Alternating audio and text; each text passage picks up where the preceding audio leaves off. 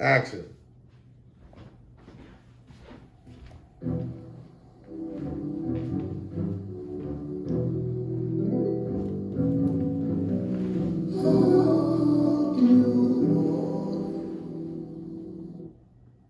Hey classmates, it's Sean. And Rob. And this is How Do You Want It?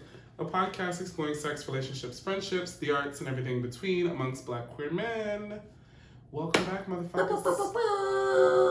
We're back in this thing like we never left. So excited to be bringing you another episode after so long. I hope y'all been well. This transition into the fall season has been treating you nicely, and all of those things. It's been treating you well, friend? It's been treating me good. Well, you know, let me not lie to people. You actually, I feel like... Get into it. Listen, there's been multiple... I feel like everybody who I've talked to has... The past month and a half has been a fucking lot. It's been a blur. Like, it's been so much happening. Like, I just feel like work has been mad crazy.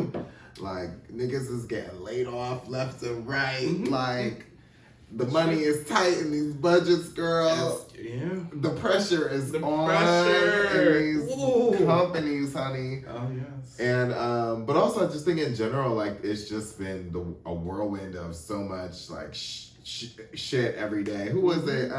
Ray Shonda was like, you know, every day you feel like you wake up, you read something and go, what the fuck? What the fuck, bitch? Yes, literally, that's what it gives. So, you know, that's where I'm at right now. But, you know, all things considered, you know, the girls are blessed. At the end of the day. The girls are blessed, they're booked. All they're things considered. employed, you know, God is good. Amen. All the Ashe. time. Okay. As the saints say. Yeah, same here. You know. Wake up like, oh my God, this is crazy, but I'm still here. I'm still here. Yes, Tisha. Ha. Here. Get it. Bury that. But yeah, okay, so let us know how y'all doing. Tell us, update us how y'all been in things.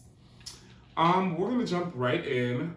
We got a lot to discuss. We're having sort of an art hole episode. Okay, yes. You know, just getting into arts, getting into music, getting into film and television, if you will.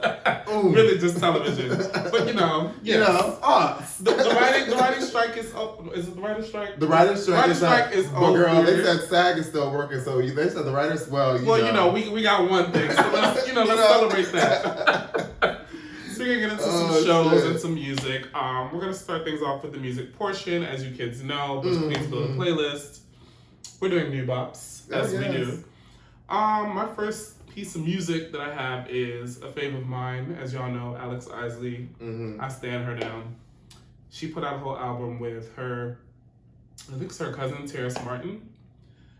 It's really cute. It's giving very like, she's trying to get into her like kind of upbeat bag. Okay. I think because most of her stuff is more slow. So I thought it was very cute. It was a very cute project. I didn't love everything on it, but I really like this song, Across the Street, towards the end of the album. Fab song. Dope beat, beautiful singing. Yeah, and then I have Hell and High Water by Childs, Alina Baraz, and somebody else, I don't remember.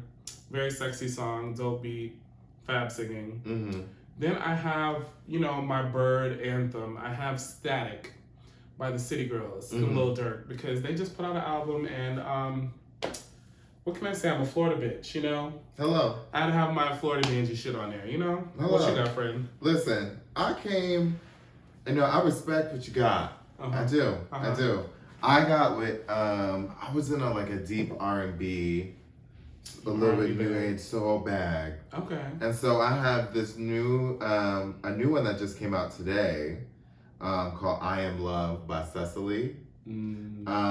Cecily's one of my favorite DC R&B singers.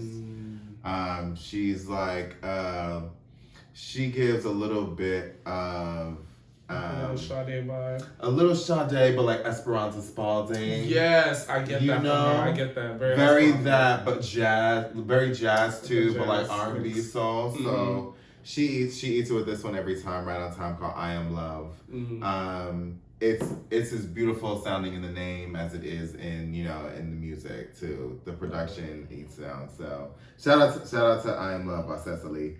And then we have Push by Naomi Sharon and Omale. They were new. They were new to me. I never heard of them. I was introduced.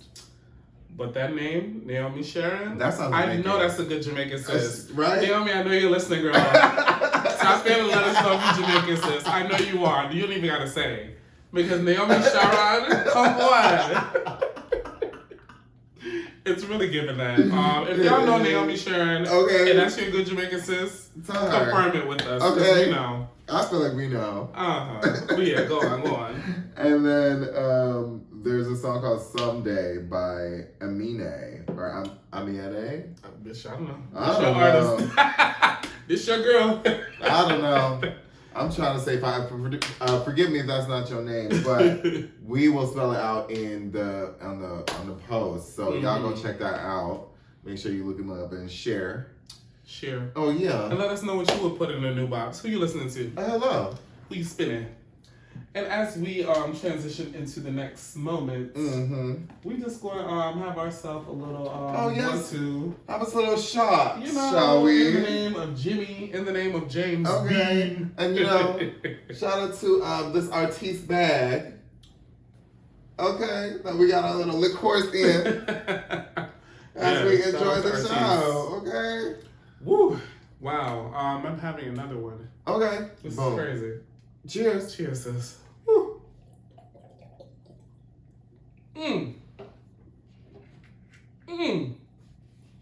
Woo. Oh. I want to plead the blood. the blood. That one made me go to church a little bit. It was like, wow. My God. Oh my God. Girl. Okay, wow. No more of that. We're going to go into the meat and potatoes. Like I said, it's giving art episode. We're talking, shows. Shows is the theme today. And we had to get back into Survivor. Because she's back. She's back. She's the number one and girl. Always will be. In my opinion. You don't watch her? Get with the fucking program. Okay? Because we've been telling y'all for years now. Wake up. Okay? Wake up. Huh. So season 45 began last month. It's crazy. We haven't recorded an episode since the premiere. Well, let's talk about it. Well, we have 4 episodes. Let's get right in. Let's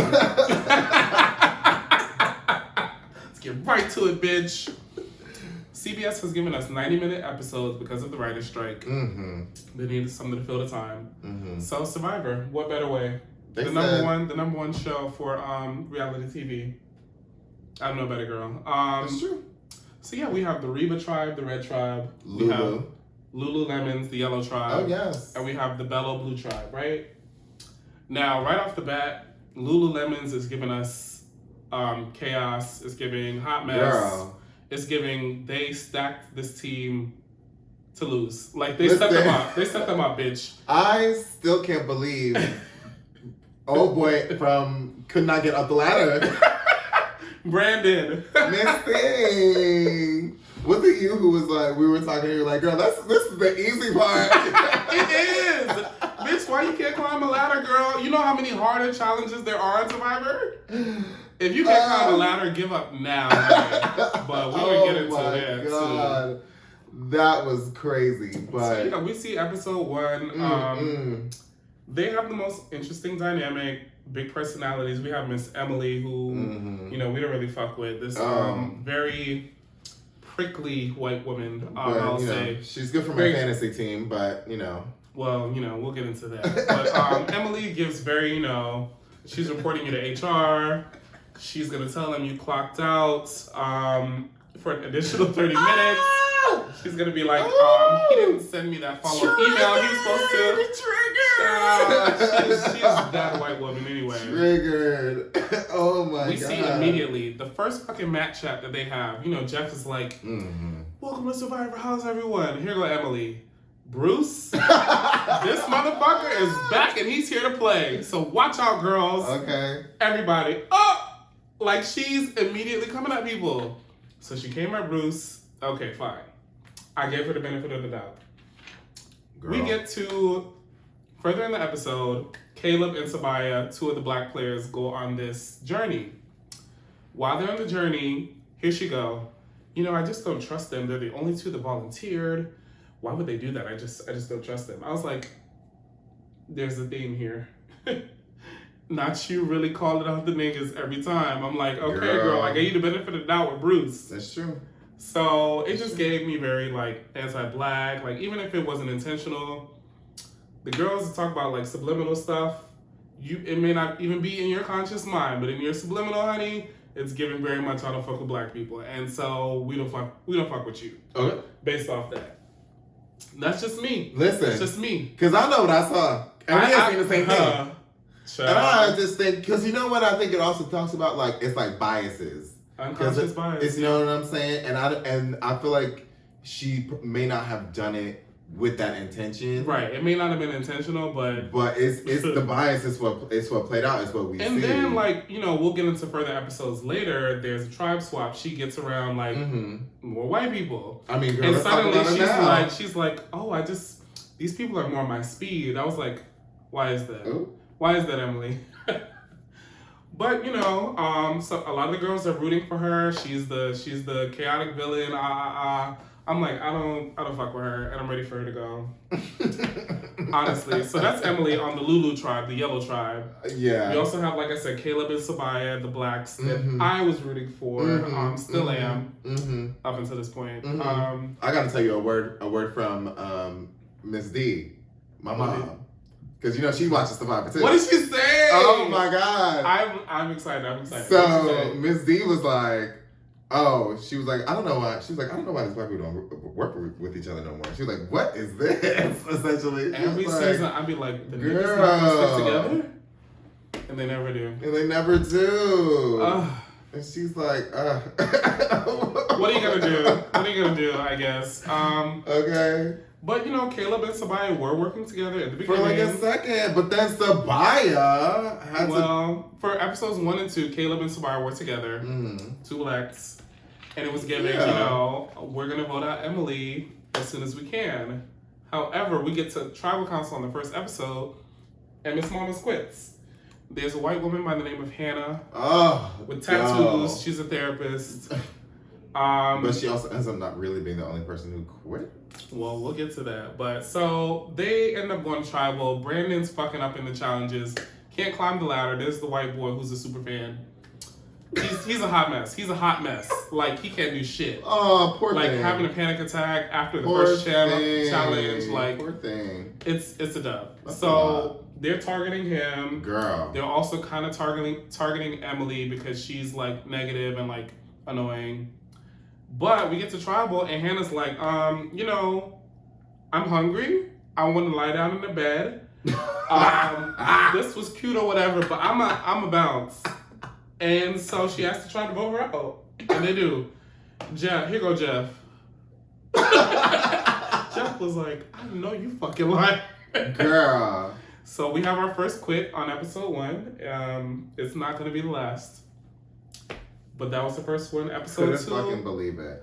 And also, that's so fucking girl, you know how many fucking people die? So many people apply. So many people fucking apply to even get the opportunity, bitch.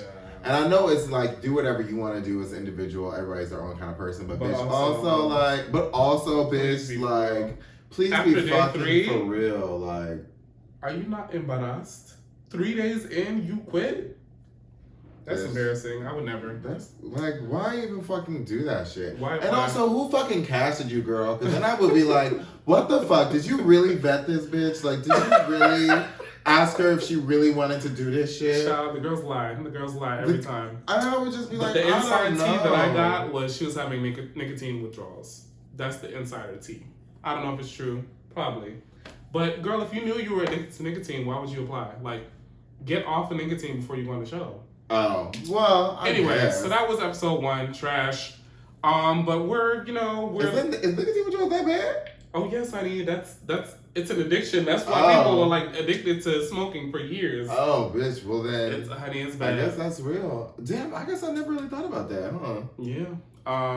But yeah, so that's episode 1. Also, what happens if you have a condition and you have to take pills? It depends on the situation. Like certain things they will like allow, but not everything. Obviously not nicotine. Right. They're not gonna give you a cigarette every day. But Right. Anywho, so we go on to episode 2. Give my sister a patch. We move on to episode 2. We see in terms of the Bello tribe, the Blue tribe, we see my good sis Katora, the New York City lawyer. She is very much Bruce gets on my nerves. He's very annoying. Yeah. And nobody else sees it. That's what she said. And I believe her. No shade. Like, he just gives annoying like dad jokes and goofy. Mm-hmm. Anyway, so we see that dynamic. We see the girls trying to stick together, but also Kelly and Brando maybe going with the guys. The girls never stick together on Survivor. I don't know why, but it's true. The girls have not been sticking together lately. They've been tired. I'm like, oh, girl, y'all say this every season. Oh, the girls are gonna stick together. Girl, let me tell you something. Every time. I don't know what's happening over there, but the black folk are not sticking together. The women are not sticking together. It's giving white supremacy and misogyny are ruling. It's running rampant on Survivor. Oh my God. Oh, girl. Like, listen, I'm going to tell you something. Let me tell you something. If I get on Survivor, I don't care. Speak on it. The girls, listen, we are going to get to them. You hear me? It's giving? It's giving. I was giving the cookout for you. It's giving the cookout for me, but for the girls. Like, okay. We know it don't be that many queer people, bitch. Girl, but we gonna have to find each other. We got to make this work. They're gonna have to give a little. Well, okay, I love that for you. But also definitely also cookout vibes. Like you. I'm going to the end with who I can defeat. As much as I want to do the cookout, I want to be here for the queer people. If it's a queer girly who's better socially, who has a better resume, I'm so sorry I'm not going to the end with you. I'll go as far as I can with you. You think so? I'm so sorry. Ooh. I'm playing to win Survivor, not to come 3rd or 2nd or 5th. I want to win. So I'm not going to the end if... So how early would you get that one It's giving at the latest, final 6, final 5. Okay. At the latest. Because I feel like, so when I think about Survivor too, I think about... So I would feel like if I were to play Survivor, because I think about it in the context of like myself, right? If I were to play Survivor, I know that like I would be somebody physically that people probably want to vote out first. And so my thing is that like, but I have to play like a shield kind of game. A meat shield, Right, that's true. right. That's true. So my thing is that like I feel like sometimes in Survivor, people vote out the things that they can use for them so early on, like Sabaya. What she tried to do anyway. With Caleb. And it's like, no. You have to keep your shields around, otherwise they're gonna target you. Like, be serious. Be fucking. You know what I'm saying? Yeah, you get it. I'm just like, I get it. Around. Enough. Like Caleb, I feel like if people are smart, Caleb's not gonna last. He'll get to the merge and then they'll target him. And he'll be one of the first people unless he keeps winning. But I think my man's social game is so good. It's so good. Ooh, what man said saying something around the clock? It's so good. It's so good. Wow. Yeah, no, I don't know a better nigga. And you know what? It's just like, it's so, I can't imagine also being there in person. Because it's one thing to watch his like charisma. Us on TV are like, he's so charismatic, like we love him. Yeah, that in person, I'm sure it's on. Yeah. But yeah, so speaking of Sabaya and Caleb, let's get into that narrative. Okay, so girl. Sabaya and Emily are already at odds, right? Okay, episode 2, they vote out Brandon. Brandon can't do challenges. Bye, girl. Gotta go. Home. Period. But episode 3, we see Emily and Sabaya are at odds. Sabaya doesn't trust her. She also don't really fuck with her because she keep bringing up her name and tribal and shit, trying to point shit out. And it's like, Emily, you are giving too much. Too much negativity. You're on top of the vocal. So I'm like, yeah, stick with that. let Emily be the next voted out. Why they lose, and immediately somebody goes to Emily, we should vote out Caleb. I'm like, are you fucking kidding me? Are you kidding me? The third vote out, you want to vote out Caleb? Because he's a social threat? Girl, be so, if you can be anything, be for fucking real. I'm like, oh my God, the niggas cannot stick together. Ever. And I get that Caleb is a social threat. But like we were too saying, early. That's a shield and it's too early. You take somebody like that to final 7, final 8. You definitely lose it. And then he's making an even riskier game that's more out of control. Like, that'll make no sense. Child. So and furthermore, like, you can obviously see that her and Caleb are forming a relationship. Why would you go to her? Why? That don't make no sense. And she's on the bottom. Terrible gameplay. So she ends up finding an idol too, and though. she's on the bottom? Child, oh my God. I was like, Sabaya, you going out bad, sis. So she finds the idol. The idol is like fucking encased in wax. She can't even burn it because they ain't got no fire. They get to tribal. She throw this fucking idol in the fire. Bitch, Sabaya start barbecuing. She said, I am the grill master, honey. We grilling this idol up, bitch. Flip it over. God. Okay, do a little this, do a little that. She is grilling. And Jeff looking at her like, okay. I thought Jeff would have called her out. Jeff was like, wow, what good technique. Oh my God. She gets the idol out of the wax. So she has an immunity idol. Child. And so we go to the voting confessional. We see her at the confessional. She's like reading the note. It says, you can play this idol now. You have to play it now. If you don't play it now and you bank your vote, you don't vote, you can use this idol again at Final 5 or something. So she's like, oh wow, that's such a good idea. What she don't know is Emily then went back to Caleb and was like, hey, they're trying to vote you out. Which, if you're Emily, is smart. Because Caleb saved your ass. So we get to the vote and they don't vote it out my fucking sister. Right on that. With her idol and her bank vote. I was like, oh my God. Right on that. This is embarrassing. I knew, something told me she was going to overplay. What they say, rule number 1 of Survivor, if you have an idol, play the idol? I don't know about that, but if she was going to do this risky ass move, I would have played it. But no, you barbecued the idol in front of everybody, girl. Like, why the fuck wouldn't you? Child. And then, you were flipping on your closest ally. Like, there was too many bad decisions going on. What? Like, I was over it. So anyway, they voted out my sis. She get voted out with a fucking idol girl. And I'm like, okay, all right, fine, sure. Yo! Oh my God. So that's episode 3. We didn't even really talk about the Red Tribe. The Reba McEntire tribe, honey, girl, is also kind of a hot mess. They have Austin, they have Drew, the nerd, my God, the nerd, the nerd and the muscle nigga. They're teaming up, trying to be these fucking knuckleheads. I can't fucking I got one at Austin. Is it Austin? Austin's the muscle. I got Austin on my fucking team on your draft. from my draft for fantasy. But let me tell you something. These two are some fucking knuckleheads. They don't know what the fuck is going on. They are just lost in the sauce. I feel like they're setting them up for success. It's given the confessionals are good, but I also feel like they're gonna shoot themselves in the foot. Emily's gonna work them niggas out. We'll see. I feel like this. Well, if she do, then she'll click up. She'll click up on my rankings. Mark my words. I hope this ages well. Emily is gonna fuck the niggas game up.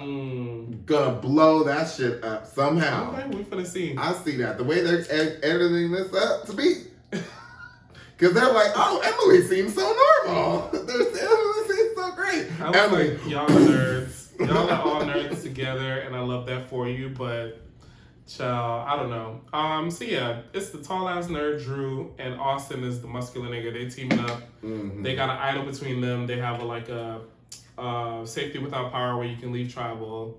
They have a bunch of advantages between them. Mm-hmm. Anyway, so they bring in Dee, who is one of my favorites, the big toe legend, and Julie, who is the older white mom. I did peep that it was giving, you know, let's all the white people stick together. Mm-hmm. Because Jay Moya, my winner pick, and Sifu were on the outs. I was like, so the brown people, you didn't want to bring in any of them? Anyway, that was that. That's the red tribe. Interesting. But they've been winning, so they ain't going to tribal. Okay. Same with the blue. Yeah, but then we get to the challenge, quote unquote, and Jeff is like, everybody drop your buffs. The buffs are dropped, tribe swap. Hello. We mixing and matching it. We have Emily going to basically the red tribe by herself. We have Sean going to the yellow tribe, the blue tribe. The blue tribe. No, Sean went to red. Sean went to red. Emily went to blue. Mm-hmm. Yellow was a hodgepodge. Caleb and a hodgepodge, yeah. Yeah, so, yeah, the three yellows were spread out. It gave very mixy shuffle. And finally, Lulu wins the challenge. My man was the basketball star, and he won, right? But Sean's tribe loses. Sean is the gay Mormon. That gagged me. He said, I'm Mormon. I said, I thought I was supposed to be blonde. Ex-Mormon. I thought all Mormons were blonde. I was like, that for me. That was the original Mormons, but they didn't decide to be more inclusive. I was like, he looks Spanish. I was like, what's going on? They've expanded since. They've expanded. They got more people. I was learning. That was a learning moment for me. Right now. Anyway, so it's the learning moment right now. Anyway, so the fucking red tribe loses. Sean is on that tribe. And this nigga, anyway, long story short, this nigga quits again. The plan was to blindside Sifu, who was on the red tribe, who was on the outs, the nigga that was on the outs. And he was at tribal like, Jeff, I think I've done all I can. I just want to go home and see my husband. Meanwhile, you're going to be at Ponderosa. You're not going home. So what are you even talking about? They end up voting this nigga out. I'm like, wow, this is sad. Two quits in 4 episodes is kind of unheard of for Survivor, but we're hoping that the season is gonna give amped up from here. But this nigga quit, and you know what? It saved the black person, so I wasn't too mad about it. He was one of my winner picks, but that's neither here nor there. Okay, he can go home. It is what it is. He can send his answer right on home. But yeah, we'll see what the season gives. I'm still rooting for Katura. Mm-hmm. I'm rooting for fucking Caleb, my man. Mm-hmm. And I'm rooting for Jay Moya. Mm-hmm. In addition to my other roster picks. Mm-hmm. But, you know, that's basically Survivor so far. The other people, nobody's super important that I'm missing out on per se. Do you have any faves or anybody you want to point out? Listen, who I love. I do like Katora. Mm-hmm. I like her. Shout out to Katora. Came up to us at the viewing party and spoke. She said, I see the black people are here. I want to come and mix and mingle. It was so cute. She's so fucking nice and sweet. We were at a watch party and she was there. Super sweet, super nice. Katora, if you're listening, hon, we love you and we're rooting for you. Hey, girl. But anyway, yes. So shout out to Katora. Katora, we love. Katora, I like. Well, if we're talking even about winner picks, you had Kelly. I have Kelly. I like Kelly too. Which is who? Kelly was also there on blue. Yeah. Original blue. Yeah. I liked her. I think that she has a really smart game. She's able to like float in between the girls and the guys very easily. Mm-hmm. And because she's a white woman too, she can do it in ways that Katura I feel like can't. You know what I'm saying? Maybe so. Like I feel like she's with the dynamic of like Bruce and everything. Because Katura's like, I can't stand Bruce. And Bruce is caught on to be like, no girl. Like, I'm being, like, I'm not fucking. So like they're butting heads. I feel like Kelly's still like, I can go in between. I can go in between and Bruce feel comfortable. Bruce called me his number one. And like, she's like, I'm still with the girls at Katora, and so she's like still. She is playing very smart. She's still playing very smart. And I peeked in her pregame interview. I was like, this girl is smart, but I was like, it's too obvious.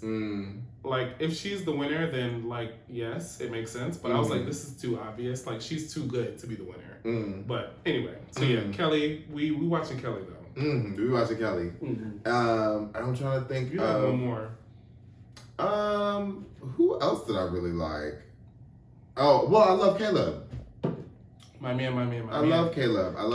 I'm rooting for Caleb. I don't think Caleb.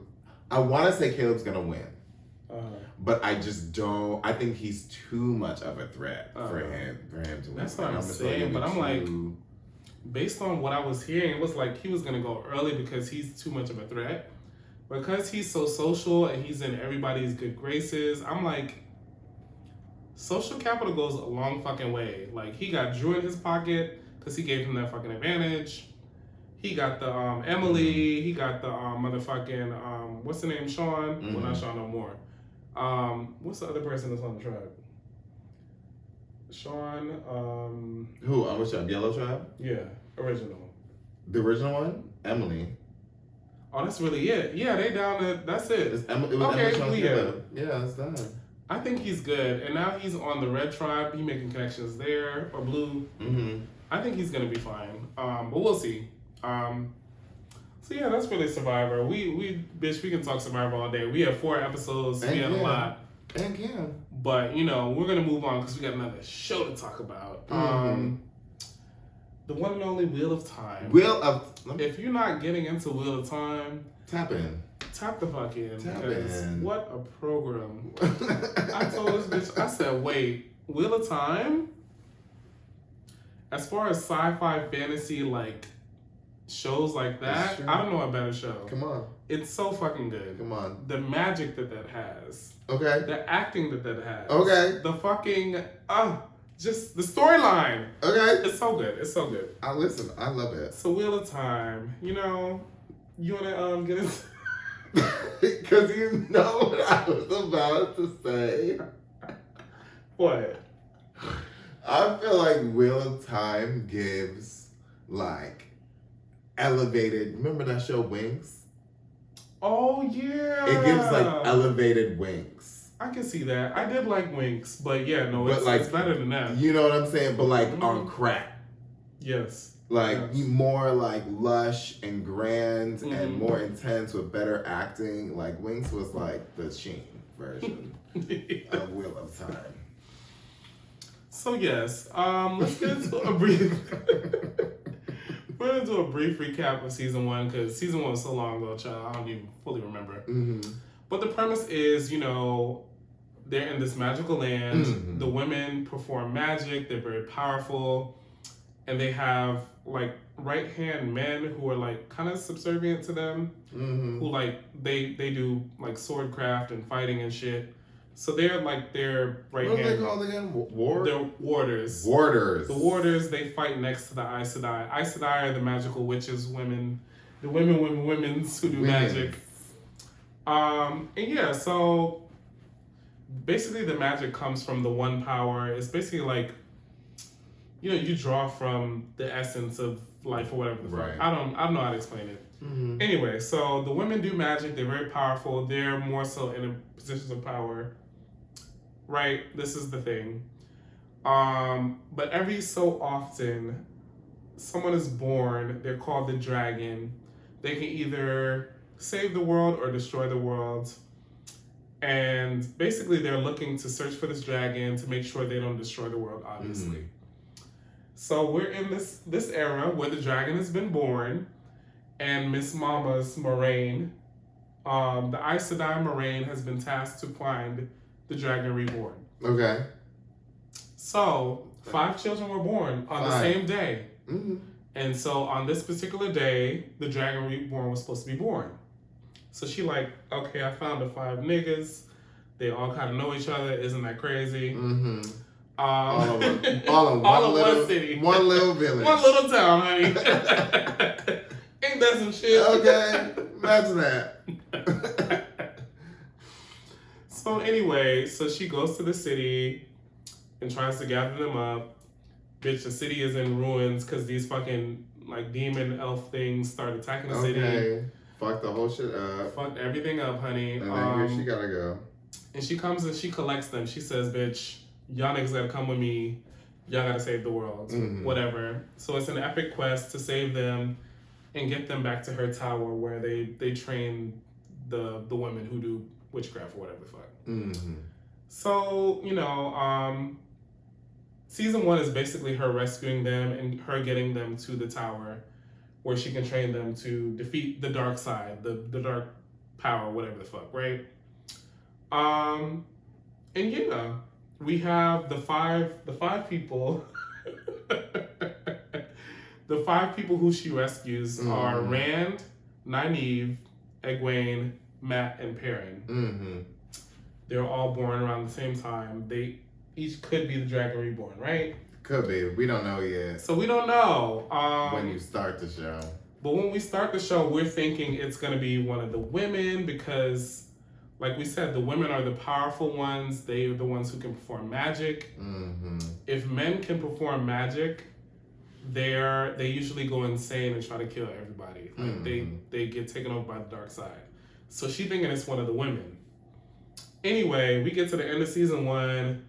They go to defeat the dark powers or whatever the fuck it's called. And we find out one of the men, Rand, is actually the dragon. And he, quote unquote, defeats the dark side with his powers or whatever.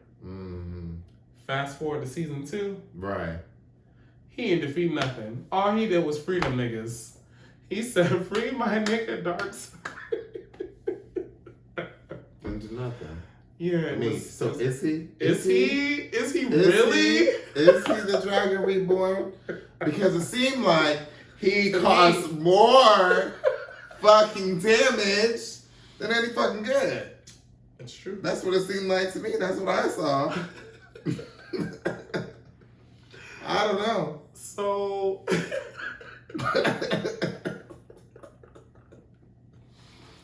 wow. I feel like I'm too drunk to articulate this properly. Anyway, so he frees the Dark Lord, whatever the fuck his name is. Whose name is... What's that nigga name? It's Shamael. Shamael is supposed to be like the dark leader of the dark forces who's trying to get the dragon to be on his side to destroy the world. Because he done lived so many times over. He tired of living. He wanted to destroy everything. Anyway, so Ishamael frees another bad bitch whose name fails me, but I'm bringing it up right now. Oh, Miss Thing with the nails. Yes. Oh, no, not girl. her. Not her? Well, not her? He frees... Oh, the other one that was Leanne. fucking on the all girl.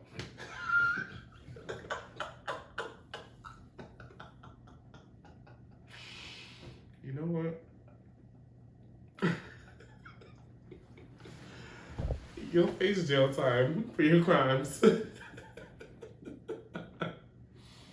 So he frees another dark player who is fucking everybody up.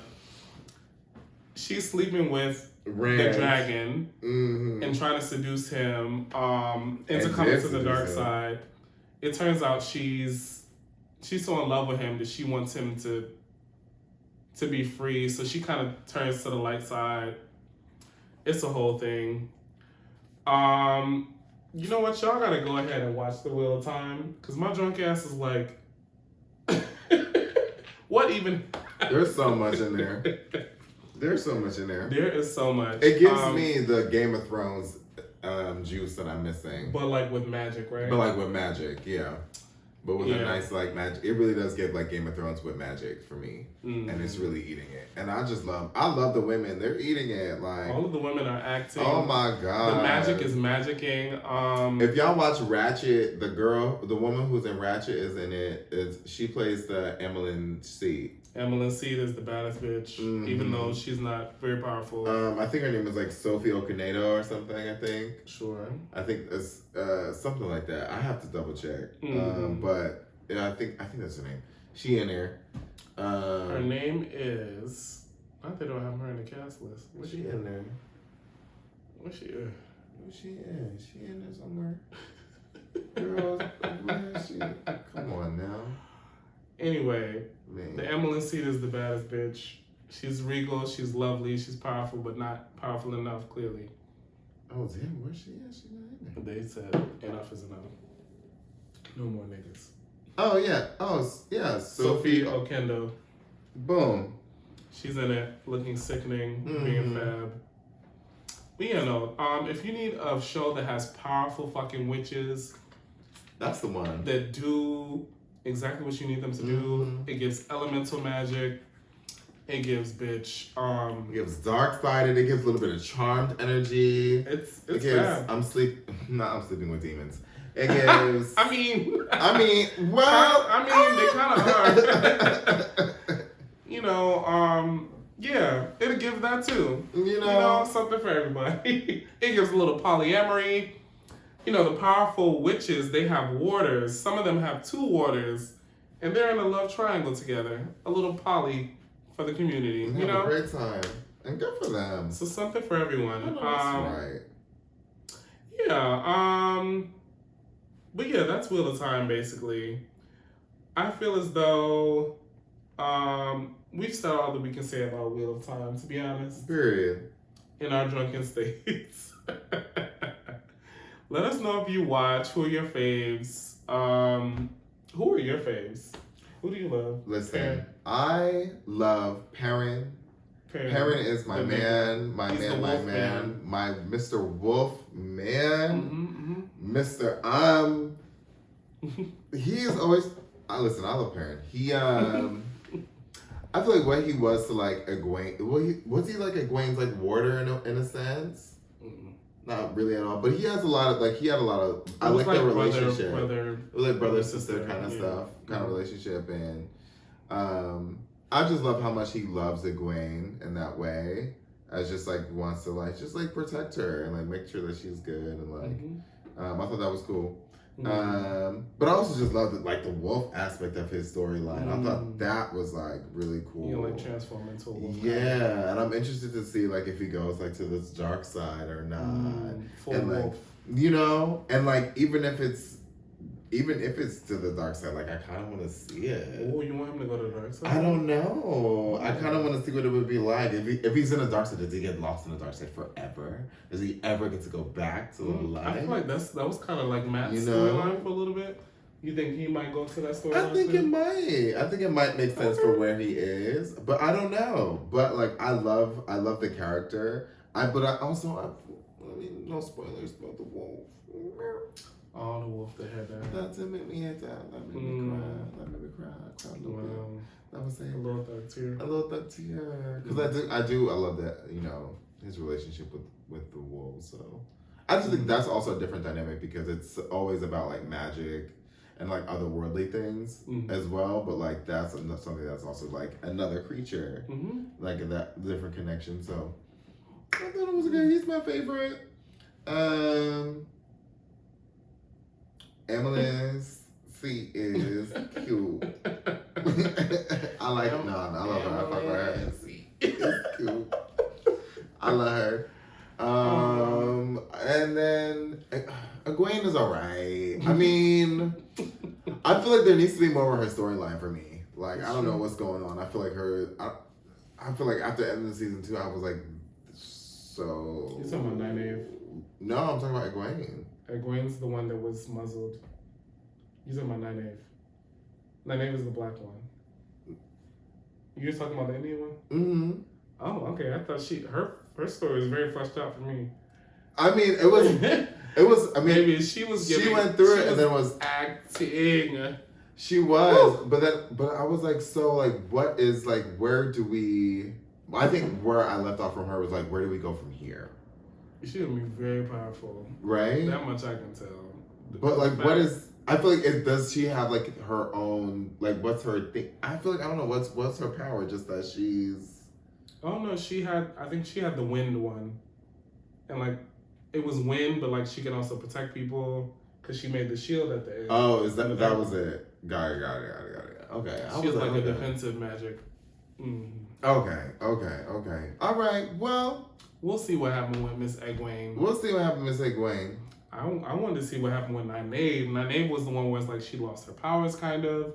She couldn't really do much, even though she was so powerful in season 1. It was like, where's this going? But I think it's gonna unfold as we go. Yeah. It's supposed to be like 15 fucking books, so we got a long way to go. She seems like she's scared to use her power too. Yeah. She's like, because girl, you better use that thing. You better use that thing. You better use that thing. Somebody gotta help her. But she don't know she's trying to get help from that red woman. And that's another story for another time. But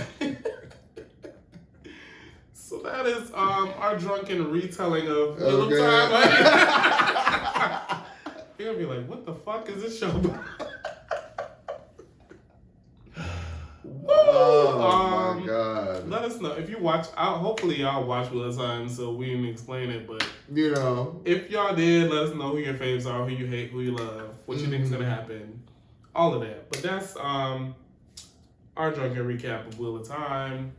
And that's the motherfucking show. Okay. Thank y'all for tuning in. You can get the fuck up out of here. Till next time.